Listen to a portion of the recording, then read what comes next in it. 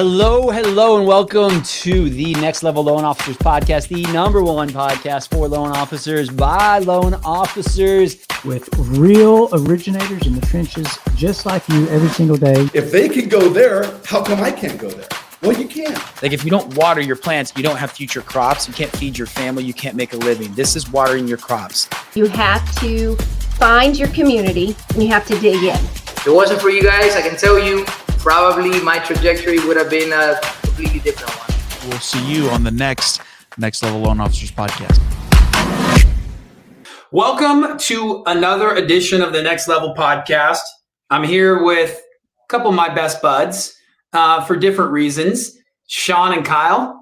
And I'm excited about this episode. But before we get into it, just a quick reminder that this month inside the Next Level community is all about AI.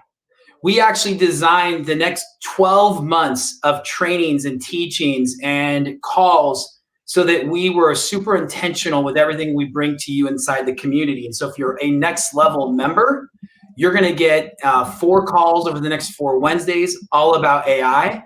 And there'll be an emphasis in everything we do about AI because it's super important. And there's every month will be just like that. So I'm super excited. If you have any questions, you want to sign up, just go to becomenl.com and you can join and jump right in. Guys, let's get into it. Let's go. So we tried to do this on Marketing Church last week, and listen, just be honest. You can be honest. I was not visible, and no one complained. You can say it. You can say that. It's the best Marketing weird. Church ever. It's weird that we did it for 12 minutes or so, and not a single person. I had multiple people that are like, "Bro, that call was so good." None of them. None. Mentioned that one of the screens was black. Which I blame our people. Do you blame our people, or does that mean that they were compressing time and they were listening, but they weren't watching us? Possibly. Yeah. I think a ton of content is consumed. I'd like to think that's the reason.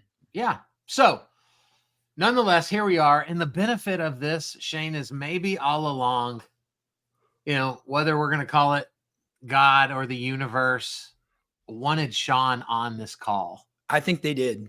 Because he has a story that he said is good. We'll see.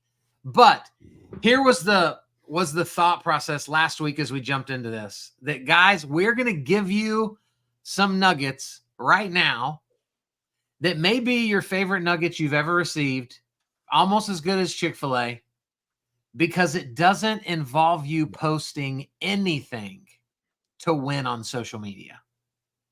Fair? Is that fair to say? Yeah, I mean, you're going to have to get into this because I know if the people are like me, when I heard you say this to me, I'm like, I'm not going to post and I'm going to make money, generate engagement on social media. Like I need to hear more because that just doesn't compute with what everybody else is saying right now in the marketplace. So here's how this works. Think about the last time that you ran into a buddy out at the grocery store or at dinner, and you're like, what? No way. How are you doing? What are you up to these days? And then boom, y'all are in a business conversation as if you've been best friends for the last 20 years. We all have had that happen to us, and we just call it happenstance. And what I'm about to lay out, what we're about to discuss, is allowing this to happen over and over and over again on the internet. And so here's what this is. Social media is a two-way street. Most people use social media one way. They use it as their billboard for their benefit when they believe they need to show up for somebody. And so they're going to post at their cadence based on their needs. That's one way of using social media. Here's the problem. All the platforms, they've been doing a better job of the algorithm looking for people that are using one-way streets and getting rid of their engagement because they don't want social media to be a one-way platform. They want social media to be a two-way platform, which means we're putting stuff out there, but we're also putting things on others' content. And so the strategy here is, how often are you engaging with your people's content? Because if you're like me, I do a lot of window shopping on social. And so like today's Sean's birthday. Sean, happy birthday. Thank you. Thank you very much. And so I will see the posts on social and I might even heart it. And I'll think, man, I hope Sean gets spoiled today. I hope Sean's boys are extra nice to him today. I hope the steak that he cooks for himself tonight is going to be delicious. But I don't actually stop long enough to say it. When if I would and go, bro, you better tell me later, like what the boys get you for your birthday. That's creating a desire for you to now have to talk back to me. And now you're telling the algorithm, hey, algorithm, I really like Kyle. I want to see Kyle's stuff more often. Because that's what people comment on each other's stuff for, right? So that's the premise to this. Does that make sense? Well, and I think what's really important is for far too long now, we've been told that what matters, what generates revenue is the engagement you get on the content you create. Right. And that content is only what you post. When what you're actually describing is your engagement with somebody else's post, happy birthday, Sean, on Sean's birthday post is content. Yeah. It's far more engaging to Sean because there's this human philosophy that people care more about themselves in many areas than they do others, whether they know it, feel it, or say it.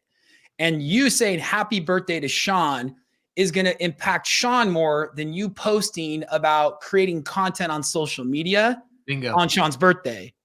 And so what we talked about on the marketing church that wasn't was what if, to your point, we didn't create traditional content, which is a post, a video, an image with a story, but we created content through engaging with other people. And what if that was the only thing you did for a period of time? Yeah. Well, I think when you look at how, like, look at your posts, anybody listening to this podcast or watching us on YouTube, think about the posts you're making and all the people that engage with them. Like a lot of times, you know, I've got somebody who I know that lives in Australia that is engaging with my posts. Great. No Bro, benefit to me in my you're business if international? that's what I'm doing, or I got somebody in Maryland or somewhere else. But like, if you're actually going to the, you know, businesses that you're targeting, the HR person that if you get in, you're going to get a bunch of leads, the realtor, the financial planner, whatever your business is, that if you're going and targeting those people and engaging with them, it changes. And like, so I have a little story. So there's this realtor. Why am I nervous right now? I am too. I was almost going to say, do we need like the bleep button? Like, I am nervous I'm too. only going to cuss a Oh, little. I'm going to God. say 1 3-letter word. Okay. And so this one I had to like pull up her post because I wanted to put it on here. Like she's a badass. She owns a successful brokerage. She is a bodybuilder, and like if you looked at her, you'd want her on your team. And if you were going down a dark alley, you'd be like, I hope she's not going to rip my head off, because like she's just a boss in what she does. She's super put together online. And so like, you know, she's got it going on.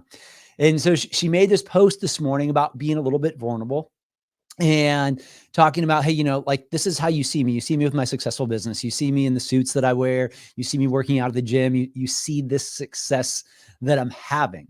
You know, you don't see the 70 hours a week that I've been working for the last 10 years. You don't see what I've done in self-improvement. You don't see the books I've read and the courses that I've done. And you don't see that, like, I'm actually really worried about what does my business look like in 3 months, 6 months, and 9 months from now. And so, I mean, I just made a very simple comment because on there, and I just told her she was inspiring. And so she replied back to that comment and was like, you know, you're probably the only person who actually read the whole post. So again, she was vulnerable again there. So I call her and I was just like, hey, like, you know, you're Okay, at first I asked her if, like, I could just be incredibly real with her, You asked her out. and Yes. she gave me permission, and I used a few other expletives that I will not say here, but I was just like, "Hey, like, you're a badass." Like, it was like, "Who that uh, whatever are you?" And like, "What is this weak stuff that you're saying on here that I'm the only person who would do something like that?" Because I just kind of wanted to reframe, who she is and the work that she's put in, because in like everything that I know about her, she's super successful. She's no different than any of us. We all have doubts. We all have fears. We all worry about these things. But as you guys are talking about on here, I made a one-word comment that she then replied to. And then I was able to, from there, have a really great phone call with her. That is going to be more beneficial. I didn't do it Yeah, for man. any other reason than like I respect her and she's Yeah. cool, and I wanted to to help her reframe some of her thoughts.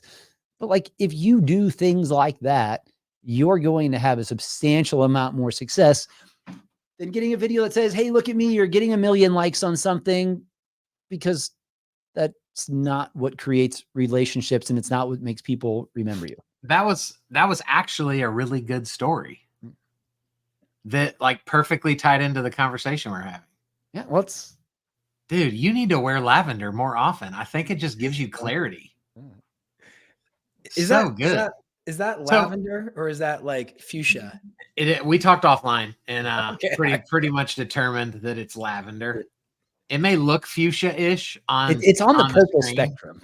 I mean, Yeah. like I So- just are you impressed that I know what fuchsia is first and foremost? Well, No.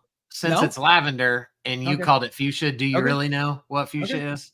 But even having that word in your vocabulary is an impressive word for a fireman. Yeah. Right? Like Yep. it's very impressive. So let's get back to business for a sec. Like here's why I love that story so much, Sean, and here's why I think we overcomplicate what social media is.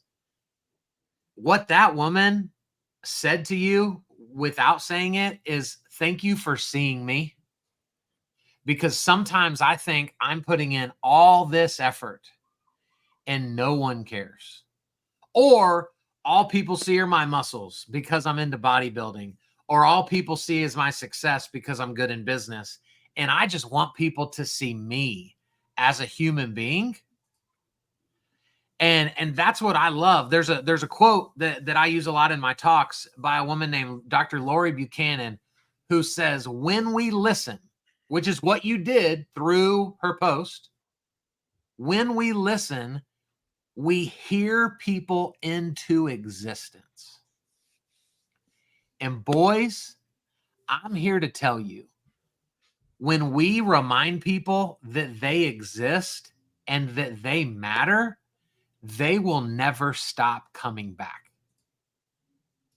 They'll never stop coming back. There's so many realtors and lenders out there that are like, "Oh, I always take cookies by people, and I always take this, and I always take that, and I always. And it's like, dude, just stop and ask a question. Pay attention. Lend a compliment. And we do this naturally in person, I think, better than we do on the internet. But on the internet, we can do it at scale. Because I could leave 50 comments today that simply remind people that I hear you, I see you, and I'm on your team.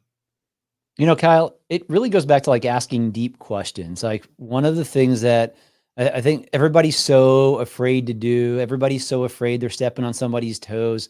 I had a buddy, and it was actually, it's something I read in a book, and I've been using it recently when people have some kind of tragedy in their life. But I had a buddy, his dad passed away.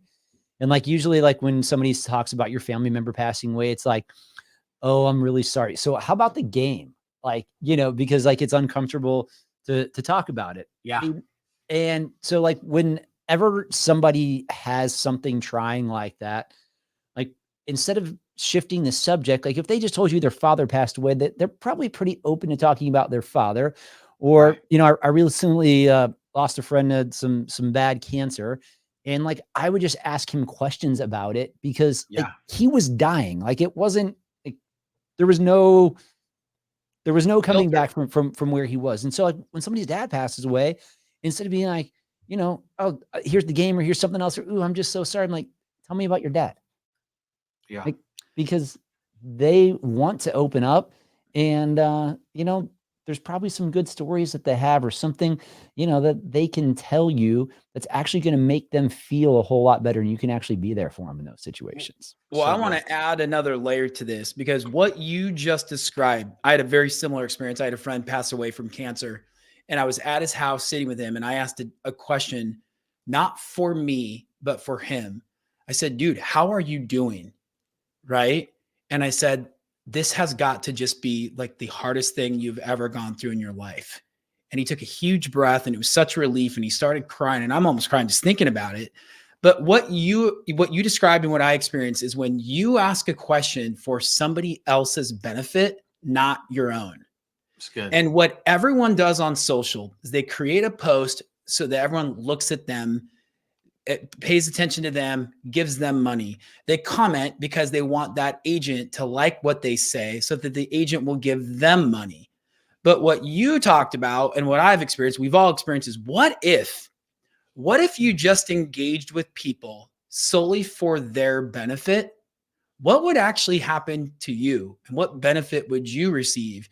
And Kyle, you briefly mentioned it, but the challenge that we talked about briefly on the call that wasn't a call that we're doubling down on today is what if for 30 days or what if for a week? What if for an extended period of time, anytime on your phone, anytime on your computer, you opened up Facebook, LinkedIn, Instagram, whatever platform you're on, and everything you saw on your screen, you couldn't scroll past without leaving an engaging, thoughtful, selfless comment. Or, do you remember the or? Or you had to unfriend them. If you don't love them enough to leave a comment, then what's the benefit of them even taking up space in your timeline? Because here's the deal. You don't need 5,000 people capped out on your friends list to make $5,000 from an engagement.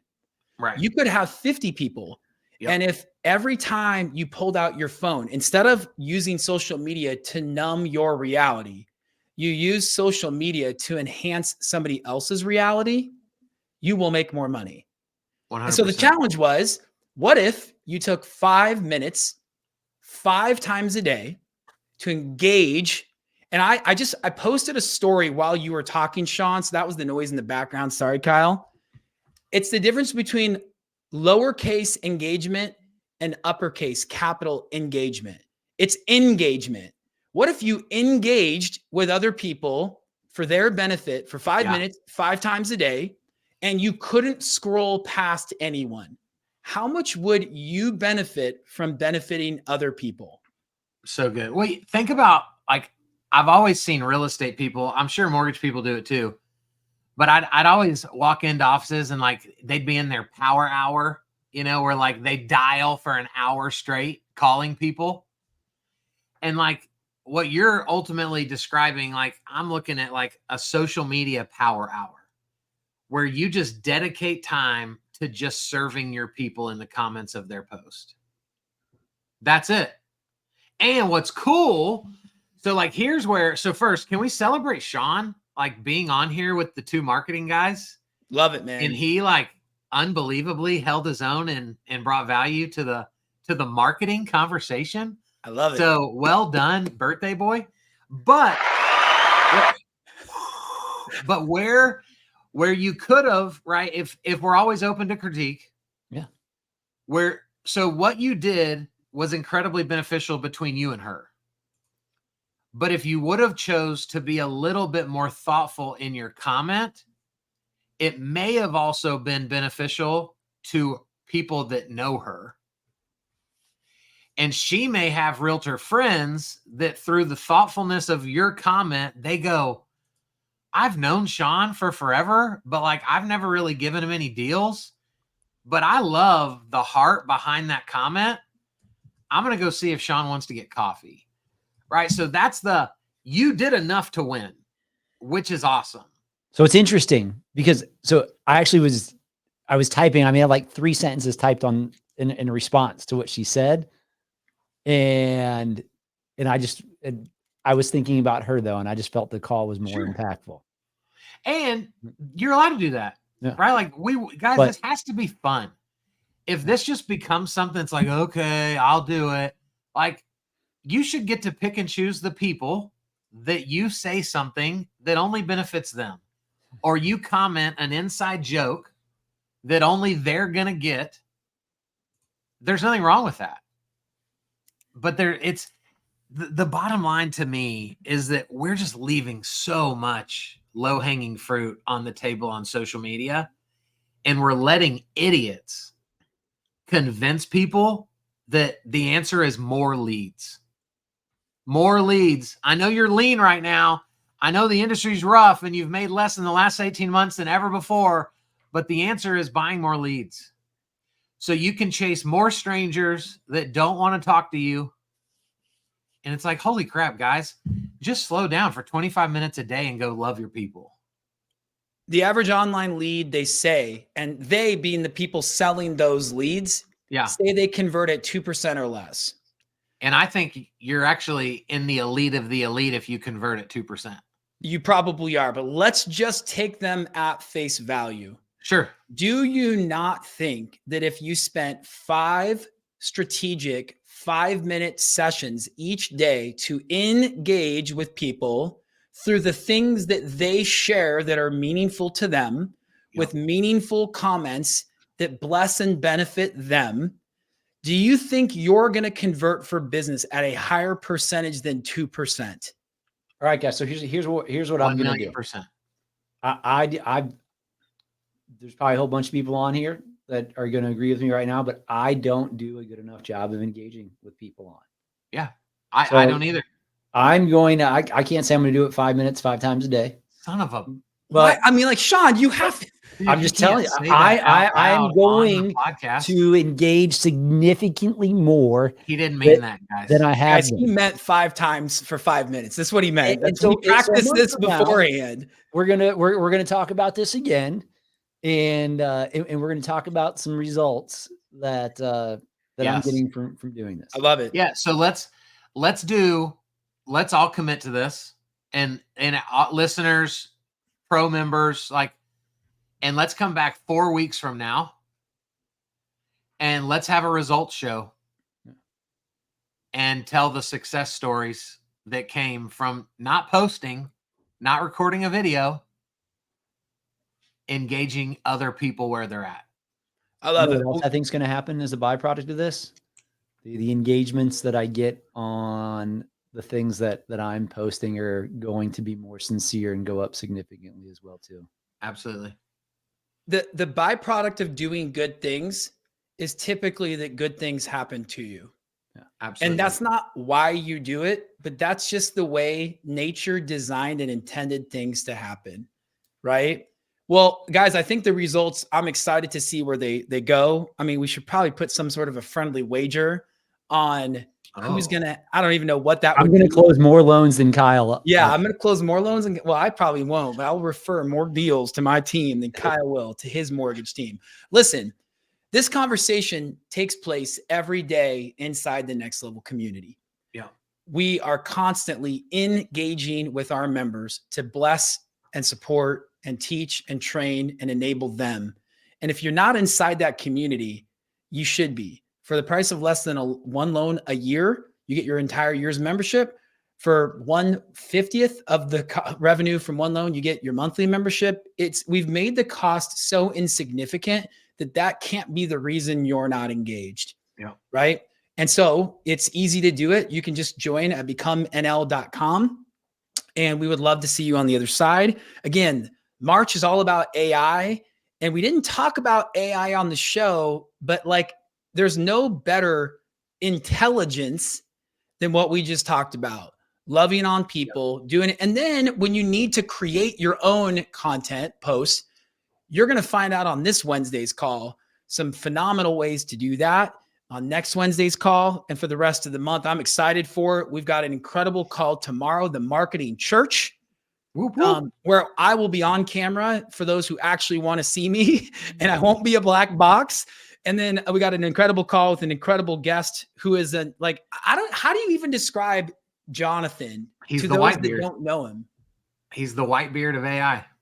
The white beard of AI. So, one thing that we really made a hard shift and pivot on was, coaching groups inside of the mortgage space have mortgage professionals who become minor league experts on topics. And what we didn't want to do was bring AAA experts to you. We wanted to bring only major league experts. And Jonathan is a major league expert on AI. Big time. And I'm super excited about it. Guys, if you are if inside the community, you have any questions, we will stay on for a few minutes and answer those questions now, live for our pro members. Otherwise, we'll see you on the next edition of the Next Level podcast. Thanks, you guys. Happy birthday, Sean.